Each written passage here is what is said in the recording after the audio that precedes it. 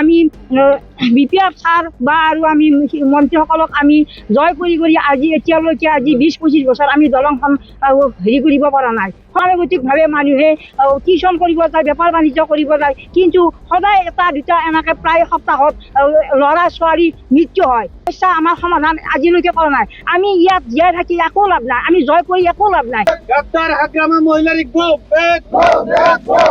মহেশ্বৰ বসুমতাৰি মুৰ্দাবাদ, মোক্তাং মুৰ্দাবাদ।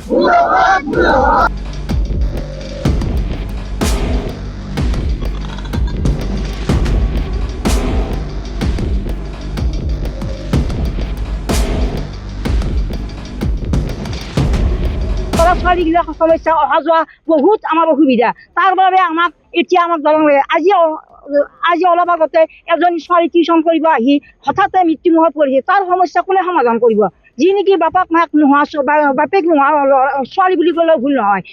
ঘৰত ছোৱালীজনী আজি থিতাপি লৈ কিবাকে পঢ়ি শুনি অলপ চাকৰি কৰি হওক বা কিবা এটা বেপাৰ বাণিজ্য কৰি খাম বুলি আশা কৰি আছিল। সেয়েহে আজি আশাটো তাৰ অন্তৰতে নোহোৱা হৈ গ'ল। আমি তাৰ বাবে বহুত আৰু দূষিত হৈছোঁ। সমূহ ৰাইজে লগ লাগি এতিয়া আমাক দলংখনৰ কাৰণে ব্যৱস্থা কৰি দিয়ে যেন। আৰু বিশেষ মই নকওঁ, দলং আমাক লাগে। আমি দলং নহ'লে আমাৰ বহুত সমস্যা হয়। যি এই ধুলাবাৰী দলংঘাটত যিটো ৰেলৱে ব্ৰিজ আছে, এই ৰেলৱে ব্ৰিজত এক মানে আকস্মিক মৃত্যু এজনী ছোৱালী, অনন্য ডেকা নামৰ এজনী ছোৱালী ক্লাছ 9ত পঢ়ে গুৰমু হাইস্কুলত। তাই টিউশ্যনৰ পৰা ঘৰৰ ফালে আহি থকা অৱস্থাত ট্ৰেইনেৰ দুৰ্ঘটনা হৈ তেওঁ মৃত্যু আঁকোৱালি ল'বলগীয়া হয়। আচলতে এনেকুৱা ঘটনা প্ৰত্যেক বছৰেই হৈ থাকে। অকৰ্মণ্য হাগ্ৰামা মহিলাৰী ডাঙৰীয়াই 2010 চনতে এই ধুলাবাৰী দলংঘাটত নদীৰ ওপৰত দলঙৰ আধাৰশিলা নিৰ্মাণ কৰিছিল। 2010ৰ পৰা আজি 2026 হ'ল, কিন্তু এই দলংখন আজিলৈকে নিৰ্মাণ নহ'ল। এই হাগ্ৰামা মহিলাৰী ডাঙৰীয়াই এই অঞ্চলৰ ৰাইজৰ প্ৰতি কোনো গুৰুত্ব দিয়া নাই। ইয়াৰ যিটো স্থানীয় ইয়াম মহেশ্বৰ বসুমতাৰী ডাঙৰীয়া, তেওঁ কেৱল কমিশ্যনৰ অংকত ব্যস্ত থাকিল। দলংঘাট ধুলাবাৰী অঞ্চলৰ ৰাইজৰ কোনো সমস্যা গুৰুত্ব নিদিলে। তেওঁ নিজে চাহপাত বাগান কৰিলে, তেওঁ বিল্ডিং বনালে, তেওঁ মাটি কিনিলে, কিন্তু ধুলাবাৰী দলংঘাট গুৰমু অঞ্চলৰ ৰাইজৰ সমস্যাৰ প্ৰতি তেওঁ পিঠি দিলে। তেওঁ দুবাৰকৈ ইয়াম হ'ল, এইবাৰলৈ তিনিবাৰ ইয়াম হ'ল, কিন্তু তেওঁ নিজৰ সম্পত্তিৰ পাহাৰ গঢ়াৰ বাহিৰে ৰাইজৰ কোনো সমস্যা সমাধান নকৰিলে। আজি এইজনী ছোৱালী, দুৰ্ভগীয়া ছোৱালী, ইয়াৰ দায়িত্ব কোনে ল'ব? এজনী দুৰ্ভগীয়া বাপেক নাই, বাপেকহীন ছোৱালী এজনী, মাহীমাকে তেওঁক পঢ়াই আছে।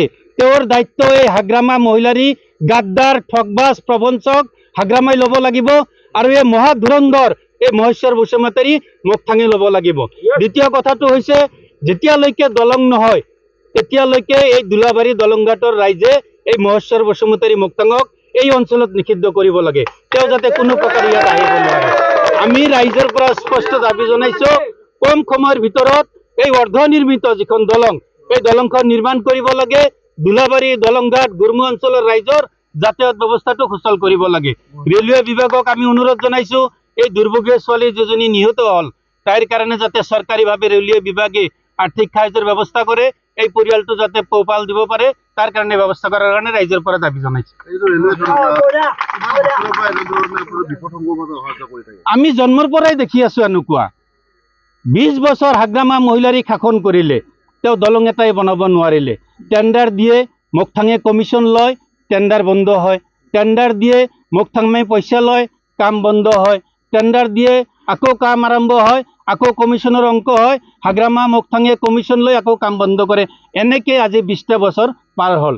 গতিকে চৰকাৰখন ব্যৰ্থ চৰকাৰ, ৰাইজৰ সমস্যাৰ প্ৰতি কোনো দায়িত্ব নাই, জ্ঞানহীন, কেৱল কমিশ্যনৰ অংকত ব্যস্ত। গতিকে এইটো উচিত ব্যৱস্থা কৰিব লাগে। আৰু হাগ্ৰামা মহিলাৰী ডাঙৰীয়াই এই দুৰ্ভগীয়া পৰিয়ালৰ ওচৰত আহি এই পৰিয়ালটোক এককালীন BTC চৰকাৰৰ পৰা 10 লাখ টকা দিয়াৰ কাৰণে আমি ৰাইজে দাবী উত্থাপন কৰিছোঁ।